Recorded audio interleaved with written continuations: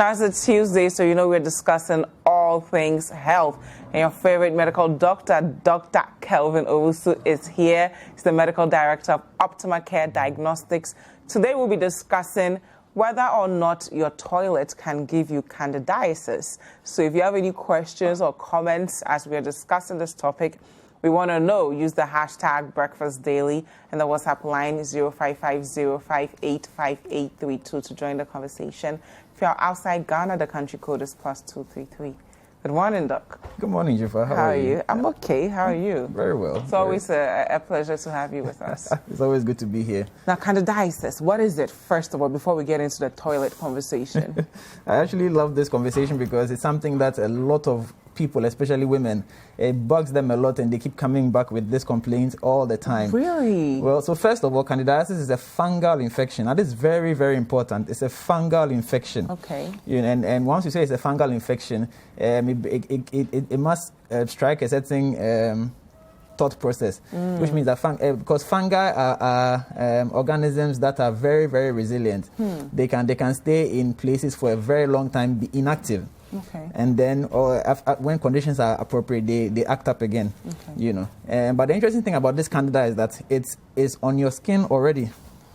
Yes. So you don't have to do anything to catch it. To catch it, yes. Well, we'll get there, but it's already on your skin. How did it find its way to your skin? It's part of what we call normal flora. Okay. I'm sure you're aware that there are some germs all over your body. For your skin. They are all over your body because it's a symbiotic relationship. Some of them offer a service that your body may not be able to facilitate. Others also do other things. So there's a relation between your body and candida, the skin and candida. It's already there.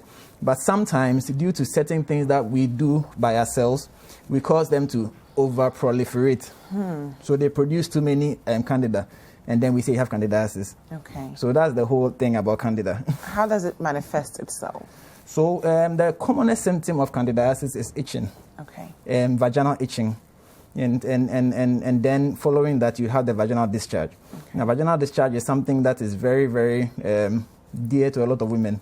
Because obviously you don't want something that is not normal to be happening to you. Yeah. However, we also know that most vaginal discharge is actually normal.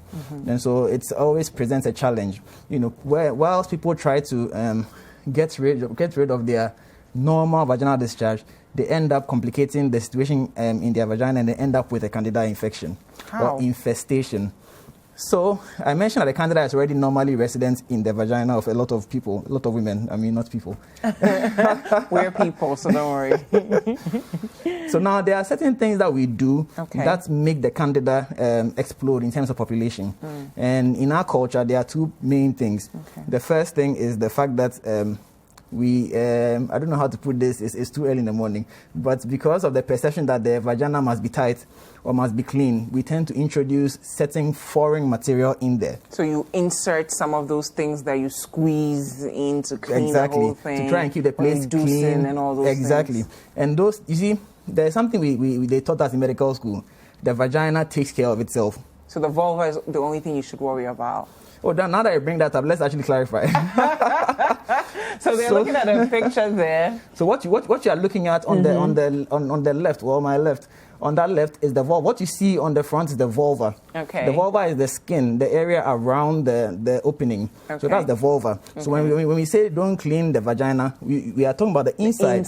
Don't take anything into the opening. So that's the inside. That's the inside. You can clean the outside. You can clean the skin area. That's the vulva. You can do whatever you want to do with the vulva, but don't go into the opening. Okay. Because once you go into the opening, you introduce chemicals, you introduce foreign material. And these foreign material can now help the candida to begin to populate quite significantly. And then you have candidiasis. So you see the whitish discharge in the picture shown over there. And the vagina connects to the womb. So you see the womb also displayed in this image. So it can go all the way up to the womb if you're not careful. It can go all the way up into the womb. Okay. And so basically, if you actually left your vagina alone, you would not have a situation of candidiasis or that itching or vaginal discharge that we so don't want. So would you advocate that we shouldn't stick those things up our vaginas, and maybe if you would just use plain water? So if you actually ask me, I would say don't even put water there. like inside the vagina. Don't put just focus on the vulva. Just focus on the vulva. Okay. Because as I said, the vagina takes care of itself. Now, there are actually some bacteria in the vagina whose job is to produce acid. And this acid is aimed at preventing any foreign infection or foreign material from establishing itself over there. So the acid literally kills the bad germs. Now, when you introduce chemicals and you introduce soap and water, because the water you're putting in there also has chemicals in it, so we don't really know the pH of that water. So you kill the good germs. You kill the good germs. And then now, once you see, nature abhors vacuum. So once there's space, the good germs have died out, somebody must occupy the space. Yeah. And that somebody usually tends to be the candida. So the candida now spreads to occupy all the areas, and then you have the candidiasis or candida infection. You end up with the same thing you're trying to prevent. Exactly. Now, toilets. Because we all use them. Exactly. Very true. How do they contribute to our probability of contracting candidiasis? So the simple, straightforward answer is that toilets don't affect your chance of getting candida. Are you sure? I'm very positive. All kinds of toilets? Because there are some pretty disgusting toilets out there. So if we are limiting the discussion to only candida, then it's not really about toilets. Because unless, and this is a big graphic, unless you are going to drag your bum across the toilet seat, you are not going to catch the candida. Are you sure? Yes. How?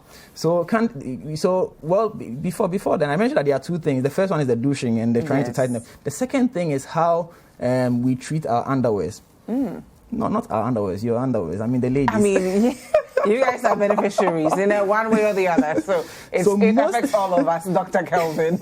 Except if you are not yet married, then it's only you. Please continue. So let me not say most. A lot of Ghanaian women wash their panties daily.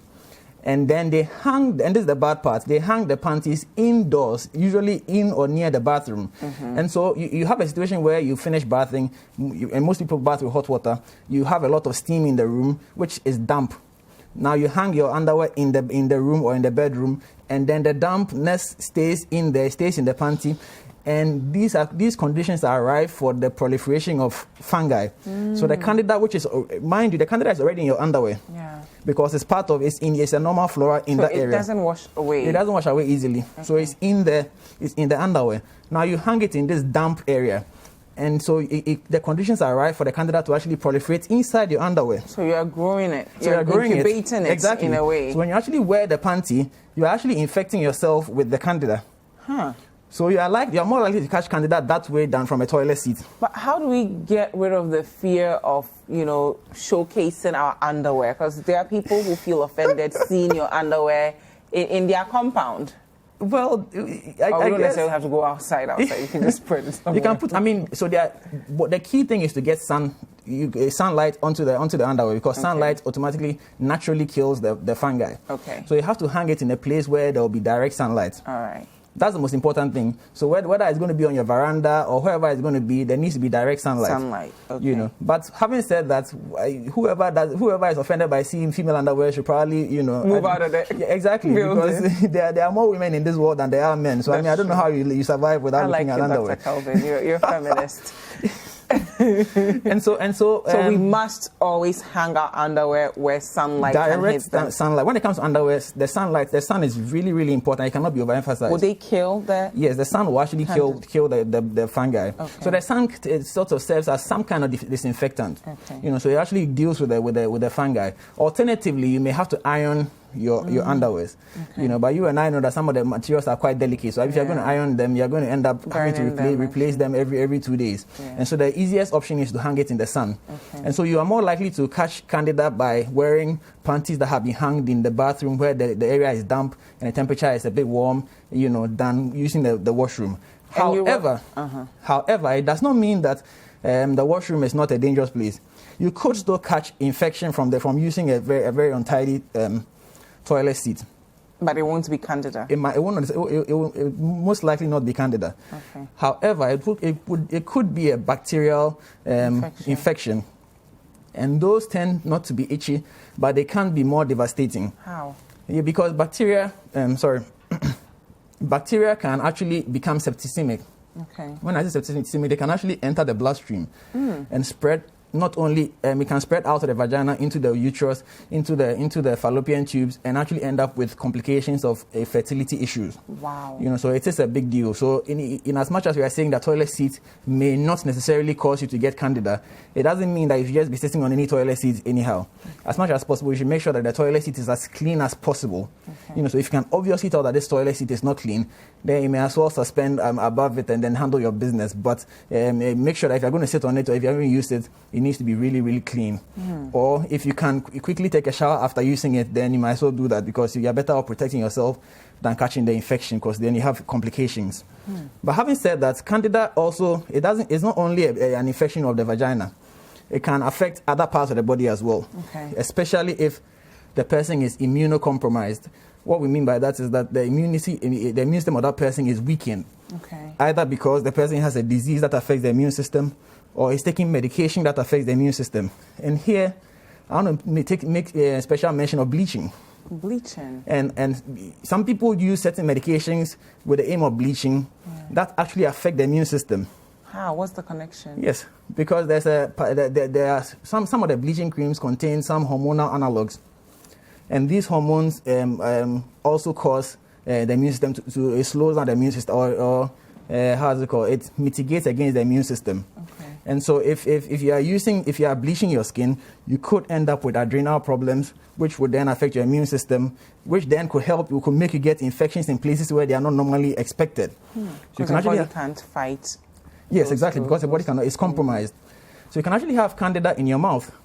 You can have candida in your throat. How do you get it there? Well, the same thing. I mean, because like I said, it's on the skin, so you can easily find this way elsewhere. Doesn't necessarily have to travel from the vagina to the mouth. Well, but that's why I was coming to that. And now we also have a lot of different sexual practices that transfer germs that would usually be found here to there. So can you pass on candida to another person? So you cannot necessarily pass it to another person except there has been intimate contact. So if you are sharing panties, you can definitely transfer to one person. If you for the men, when it comes to candida on the vaginal candidiasis, it does not necessarily transfer to men. However, you could develop a mild rash on your penis after you have had intercourse with a woman who has candidiasis. However, it's not really it's not as big a deal as it is in a woman. What about your mouth? Still not a big You could get it in your mouth. That's what I mean. From the woman to the man. Yes. If the man is immune compromised, as I described, and you engage in oral sex with a woman who may have candidiasis, you could get the infestation in your mouth as well. Wow. So it depends on your own immune status. Because if everything about you is fine, then you're not likely to have the candida affecting your mouth or all the other places. You should see your face. How do we treat candidiasis? Because you want to make sure that, especially with the itching, for a lot of women, it is very, very uncomfortable. And the burning. What are the symptoms actually, since we are on that? Yeah, so I mentioned earlier on that itching is the most common. There's also the burning, and there's a lot of, because there's this grittiness in the discharge, so it tends to cause a lot of burning, a lot of friction. And should you actually engage in sexual acts if you have candidiasis, you actually end up having a lot of pain. Wow. Because there's a lot of grit in the area, and the skin of that area is quite sensitive, so there's a lot of burning. The discharge is also there. Most women who have candidiasis also have a whitish discharge. Is it the same as yeast infection? Yes, so candida is actually what is commonly called yeast infection. And so you have that smell of the yeast, like bread-like smell. And so it's a big deal. But like I said, in our culture, in our setting, it's because of how we treat the vagina and how we treat our underwears. That is why a lot of women actually experience this thing. And in trying to cure or treat the candida, they tend to take medications that worsen the situation. Because number one, candidiasis is not a bacteria, so you cannot treat candidiasis with antibiotics. And most women who have this candida infection go on and try to treat it with antibiotics. Now, when you are taking antibiotics, what you end up doing is that you are further killing off the good bacteria. So why do we automatically always want to get an antibiotic? Again, it's a cultural thing. It's like when we were growing up, I mean, you have a headache, your grandmother would say, go and take ampicillin. Those days was ampicillin, and now they call it tupaye, you know. So everything is, they have ampicillin cream, ampicillin pill, they have ampicillin everything. So some women actually go to the extent of applying the cream in the vagina. What you are doing is... We heard the cars, they'll say, you know, I think there was like some cream that they used to mention. Exactly. You apply it, it will And go. most of these creams, you see, most of these creams that they are selling actually have antibiotics in there. You see, see, because the antibiotics are easy to open. You know, it's usually a capsule that you get, you know. Yeah. So they tend to open it and put it and add it to the mixture. Oh. Then you now go and apply it to your vagina area. I mean, your vagina area. What you're doing, as I said, is you are killing the good bacteria. And once you're killing the good bacteria, that means you are creating room for the candida to spread. So how do we treat it? And the treatment is so simple. If you have an uncomplicated candidiasis, and you can actually take an antifungal. Of course, it has to be appropriate antifungal. So you have to consult a pharmacist or a doctor. Okay. And then the longest you treat is about 3 days. You would insert it in the vagina every night for 3 nights. And that's it. But here's the other challenge. You treat it for the 3 days, and then you go back to the practices that caused you to get the candida in the first place. So we have an issue of recurrent candidiasis, which is really, really common. Okay. And it creates because the woman's self-esteem is at play here. They tend to become self-conscious, and they start going around looking for a solution to their recurrent candidiasis. Yeah. And it ends up worsening the situation because they get recommendation from all sorts of people. Use this, do that, buy this vaginal wash, buy this vaginal cleanse. And so it gets complicated. What's the best way to take care of our vajayjays, Dr. Kelvin? Leave it alone. Just leave it alone. That's all. The best you can do for yourself, let's say that if you really want to interfere over there, use plain water. Okay.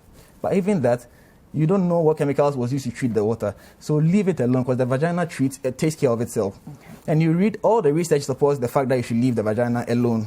That's all. So the only thing you should focus on is the vulva. The vulva, that's all. So if you're bathing, you can just wash the front of it and then leave. Don't go beyond the brim. Don't push your finger in there when you're bathing. That's all. Don't do that. Don't do that. It doesn't help. It's not necessary.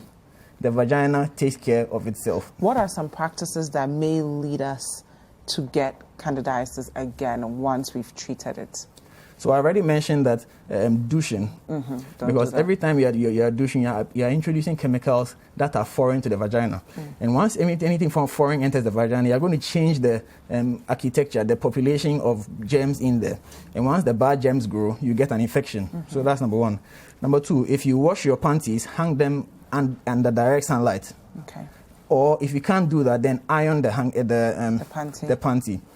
If you do feel like if you do feel you have an infection, we should wear our panties. We should wear 2 panties a day, right? One in the morning, one in the evening. As much as possible, yes. Yes. And during your take your bath before you wear the new one in the evening. Yes. And during your menses, you may have to actually increase the frequency of changing. Okay. Because the menstruum or the blood is rich in food. And germs love food. So if you left it there, they would then grow much faster. How often should we, and before you answer that question, if you guys have any questions for Dr. Kelvin, you know what to do. The hashtag is Breakfast Daily and the WhatsApp line is 0550585832. Men, don't be embarrassed to send those questions in because it's a great way for you to educate your wives and girlfriends as well. We need to take care of our vajayjays. And even though you won't get candidiasis from the toilet, you might get it from other places. How often should we change our pads and our tampons so that we don't catch any bacteria? So ideally, you shouldn't wear the same pad for more than 12 hours. But it also depends on how heavy you are flowing. So if you are flowing quite heavily, you may have to change it every 4 hours, every 6 hours. But should not go beyond 12 hours. So you should change it at least once a day. But would you recommend like maybe even every 4 hours if you can afford it? Because it's very uncomfortable to keep it down there for over 4 hours. I don't know if you won't catch anything. I've dealt with women who have their period and they literally have spotting, no major bleeding, so they can actually go 12 hours without a need to change their pad. It won't breed any bacteria down there. It won't incubate anything for 12 hours, even if it's a dot. Just asking. If there's not that much blood, then it means that the proliferation will not also be that much. Okay. But then you should know yourself because the menstrual flow is not constant throughout the number of days. Some days are heavy, some days are not too heavy. We'll talk about that the next time you're here, and I'll bring some pads and tampons, the different types, so that we know how to handle it. Back to candidiasis. All right. So I've mentioned that when you wash your panties, hang them under direct sunlight or iron. It's very important. And if you do have a feeling that you are like vaginal itching, which may be because of an infection, you think you have an infection, the best thing you can do for yourself is to go to the right source of information. If it's the pharmacy you want to go to, make sure that you're talking to a pharmacist, not just a counter attendant. Make sure you're talking to a pharmacist so that you get the appropriate treatment. If you want to you want to go to a place for neutral advice, then the hospital is the best place. Because at least in the hospital, the doctor is not the one going to give you the treatment, so they'll give you as neutral an advice as possible. Yeah. And when you finish the treatment, make sure you don't go back to the things that caused you to get it, because then you're just going to have a vicious cycle. It's quite mentally tasking for a lot of women, this issue of candidiasis and vaginal discharge. And it's really, yes. And even for the doctor, sometimes it's so exhausting to be seeing the same woman with the same complaints, and it makes you question your competence. No one questions your competence, Dr. Kelvin. We have some questions for you here. Let's see. Please, is it advisable to use warm water in washing our underwear with a little drop of bleach-related, brands? So you see, you actually said that all. The warm temperature is actually good for the fungus to grow. Okay. So yes, so that defeats the purpose. Exactly. If you're talking about hot water, that's a different matter. So we should hot water advisable. Just the ordinary water is fine. Okay. But it's the hanging. That's the issue. It's because you need the sun to disinfect the underwear. So hang it under direct sunlight. So whichever method you use to wash it, it doesn't matter. Hang it in the sun. And let the sun do his work. Another question here. Good morning, Dziffa. Please, can candidiasis cause UTI? It can cause UTI to an extent. It can cause difficult, painful urination. It can cause you to have frequent urination. Because the urethra is very close to the vagina in the woman. I mean, they are neighbors. You see, and so anything happening in the vagina can extend into the urethra, and so yes, it can give you some symptoms of UTI as well. Wow. Thank you guys so much for the questions you asked. We hope this conversation was helpful. Thank you, Dr. Kelvin. So what we've learned today, you may not catch it from your toilet seat. You may catch other things from a dirty toilet seat. But if you hang your panties in a damp room without any sunlight, you'll be breeding the bacteria. If you keep sticking stuff in your vagina to clean it, you may be destroying good bacteria. So we don't want to do that. We just focus on the vulva and leave the vagina alone. And there's no shame if you're experiencing these things. I think sometimes the shame may force women to try all sorts of things. When in doubt, visit a doctor or a pharmacist. Then you'll be just fine. Dr. Kelvin, where do we follow you on social media? You can find me at Kelvin Owusu MD on Instagram and Facebook. Okay. And Twitter? Twitter, on Twitter, yes. Hi there. We hope you enjoyed the show. Make sure to subscribe, like, comment, and share with your friends. This is Breakfast Daily on Citi TV. Join the Breakfast Daily team Monday through Fridays from 7:30 a.m. to 10. Join us for breakfast daily, only on Citi TV.